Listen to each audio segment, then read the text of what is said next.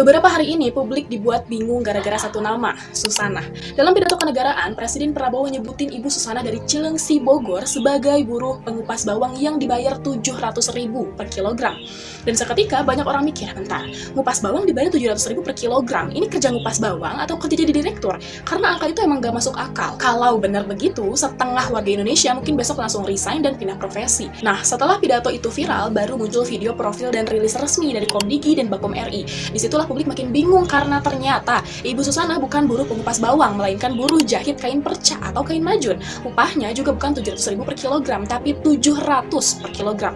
Ya, 700 rupiah. Selisihnya 1000 kali lipat. Kalau ini cuma salah ketik di grup keluarga sih ya udah, tapi ini pidato kenegaraan. Acara yang dipersiapkan berhari-hari, naskahnya ditulis, dicek, direvisi, dibahas, lalu dibacakan di depan seluruh rakyat Indonesia. Yang lebih menarik lagi, Ibu Susana sebenarnya diundang ke MPR bersama 7 penerima manfaat program pemerintah lainnya.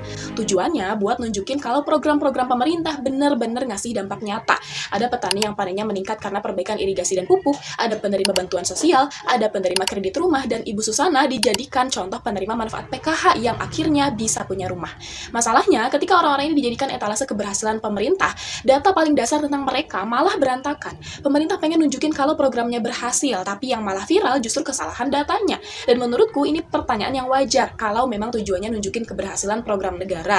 Bukannya data orang yang dijadikan contoh harusnya yang paling akurat. Kalau 8 orang yang dipilih sendiri aja informasinya masih bisa meleset, ya wajar dong kalau publik jadi mempertanyakan klaim-klaim yang lebih besar. Ironisnya, setelah klarifikasi keluar, fakta yang muncul justru jauh lebih menyedihkan. Ibu Susana disebut dibayar 700 rupiah per kilogram kain perca, dan dalam sehari rata-rata bisa menyelesaikan sekitar 20 kilogram. Artinya penghasilan hariannya cuma sekitar 14.000 rupiah di tahun 2026. Coba deh dipikir, kalau kamu dengar angka itu, apa yang langsung muncul di kepala? Karena buat sebagian orang, 14.000 itu bahkan belum cukup buat makan siang, belum bensin, belum listrik, belum kebutuhan anak tuh belum apa-apa. Dan disitu tuh letak ironinya, yang dipamerkan sebagai kisah sukses justru membuka fakta bahwa setelah puluhan tahun merdeka, masih ada warga negara yang hidup dari penghasilan sekitar 14.000 rupiah sehari. Yang bikin aku heran, kenapa pemerintah terlihat lebih bangga menceritakan kemiskinan daripada menjelaskan cara mengakhirinya? Karena pada akhirnya, yang terlihat justru pemerintah lebih sibuk mengemas cerita kemiskinan jadi narasi keberhasilan, daripada menjelaskan kenapa kemiskinan ekstrim seperti itu masih bisa ada sampai hari ini.